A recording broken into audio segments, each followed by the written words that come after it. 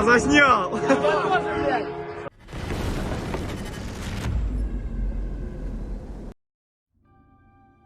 Last night, units from Ukraine's unmanned systems forces, in coordination with other defense forces units, have hit an important facility of the Russian Defense Industrial Base, the Resonit Technology Park in Moscow Oblast. The strike is confirmed from both sides, General Staff of the Armed Forces of Ukraine and the Russian Defense Ministry. Explosions were recorded on the territory of the Resonit Technology Park, located in Zubovo in Moscow Oblast. This is a plant for the mass production and assembly of printed circuit boards and electronics manufacturing. Its products are widely used in the production of high-tech weapons and equipment. The General Staff reported that information about the extent of the fire damage is still being gathered. The defense forces continue to take all necessary measures to undermine the military and economic potential of the Russian occupiers and compel Russia to end its armed aggression against Ukraine, the General Staff concluded. Earlier, Russia's defense ministry reported that their air defenses had allegedly shot down 52 Ukrainian drones over 3 Russian oblasts and temporarily occupied Crimea at night. In particular, 41 drones were downed in Belgorod Oblast, 6 in Bryansk Oblast, 3 in Moscow Oblast, and 2 in Crimea. Ukraine's General Staff confirmed a successful strike on a key defense industry facility in Moscow region. The attack targeted the Resonit Technopark in Zubovo, a major electronics and PCB assembly plant used in high-tech Russian weaponry production. On May 28th, Ukrainian drones struck 2 facilities in Dubna, Moscow Oblast, including the Raduga Design Bureau, manufacturer of Kh-101 cruise missiles used by Russia to bomb Ukrainian cities. Imagery from Dnipro-Osint shows visible damage to a plant workshop just from a single drone strike. Another prominent Russian blogger admits that Ukraine is dominating in small drone warfare. Wargonzo, Semyon Pegov, says, "Why we need to win the battle for the small sky." Periodically, the Russian segment of Telegram posts messages about problems that the Ukrainian armed forces are having with drone supplies. A quick analysis of what is happening on the ground shows a completely opposite picture. The enemy has more and more drones of all kinds every day. The reality is that in the same Pokrovsk direction, up to 10 enemy FPVs can fly in for every one of our fighters. And this situation is not only on the traditionally hot Donetsk front, where active fighting almost never stops. A similar picture is in Zaporozhye, where the front in all areas can remain unchanged for a long time, and on all other fronts of the special military operation. Literally, the entire range of unmanned weapons and reconnaissance vehicles available to the enemy is used. The deep rear is subject to airborne UAV raids. The front-line rear is attacked by large agricultural drones, roads are controlled by fiber optic drones, and everything works at once on the front line. Ukrainian unmanned aviation forces are currently undergoing another stage of modernization. The capacities and experience of NATO countries' economies, in particular France with its Renault concern, are gradually being integrated into the production of drones for the armed forces of Ukraine. The command and control system of the troops themselves is also changing. The enemy does not stand still and is constantly trying to find new opportunities for development, which is primarily aimed at the effectiveness of work on the battlefield. Therefore, you should not reassure yourself with the thought that by some miraculous coincidence, the armed forces of Ukraine will suddenly run out of drones. They will not run out. Our army is gradually introducing means of combating enemy drones, which work effectively in individual areas. But most often this is the merit of initiative groups together with civilian developers of detection and suppression means. Along with the cultivation and development of UAV units, we must not forget that we must pay no less, and sometimes even more attention to combating enemy drones. After all, a clear sky means a successful assault with minimal losses, which means rapid advancement and new tactical successes, which will be increasingly difficult to achieve every day without serious work to combat Ukrainian drones. We should bomb Kyiv because it's fun. We could have bombed Kyiv right away and made it Russian. NASA wanted to attack Russia. We prevented that. A glimpse into the Russian mind. This is not a joke. If they get Ukraine, they will go further and laugh about it. Well, we could have bombed Kyiv right away and made it Russia. Why? Then there wouldn't be a war. Why should we destroy Kyiv?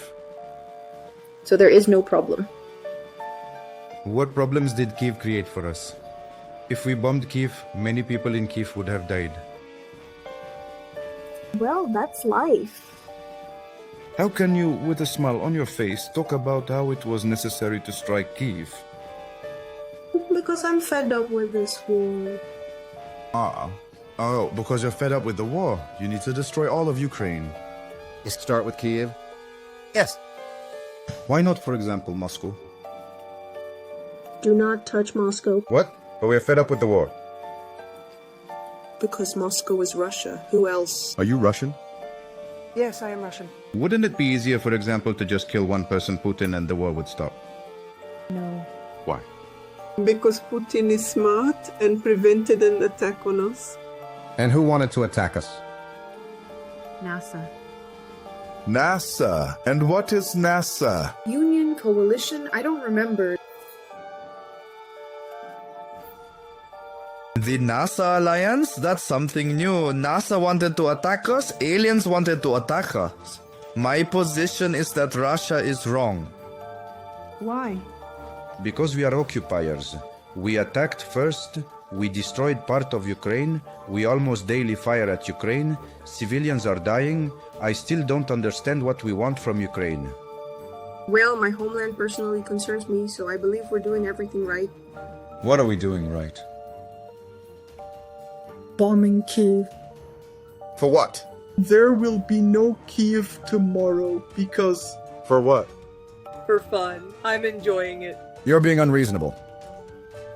Why? Well, because you say tomorrow Kyiv will not exist. I have my own point of view.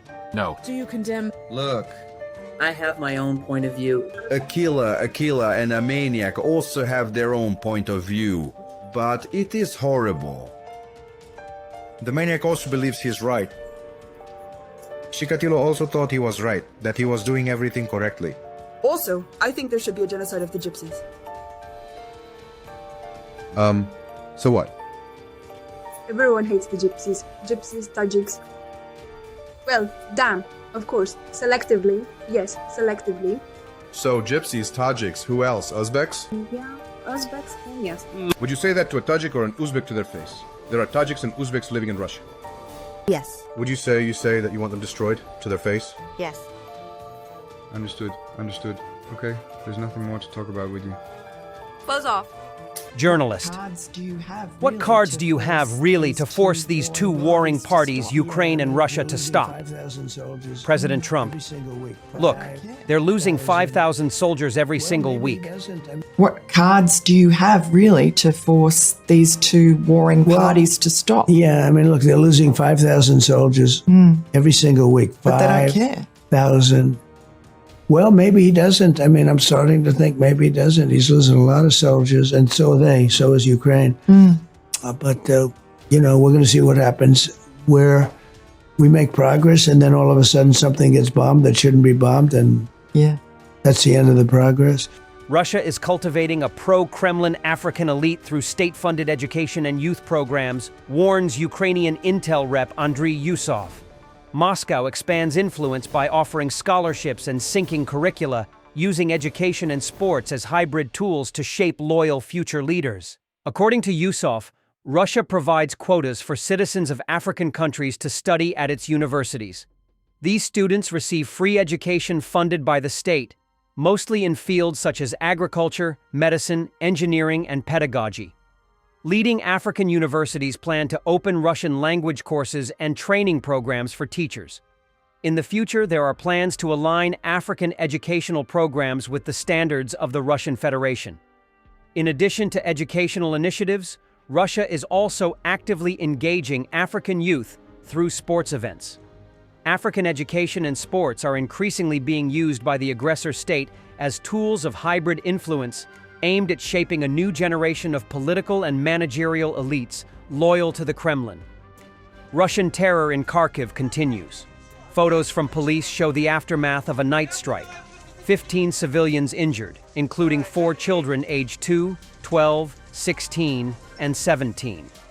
A 2-year-old boy was hospitalized. Residential buildings, schools, a kindergarten, shops, and cars were damaged in the attack. But this is epic, and this is showing why Russia can't never win in Ukraine. The Ukrainian spirit.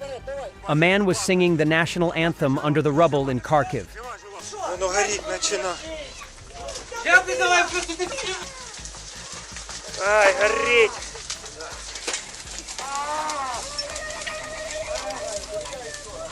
Я вас витягну.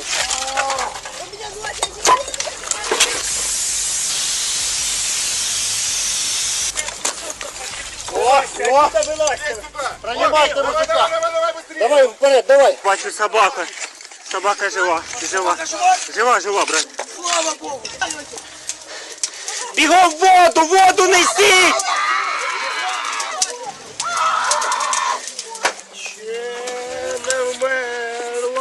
Давайте, молодці.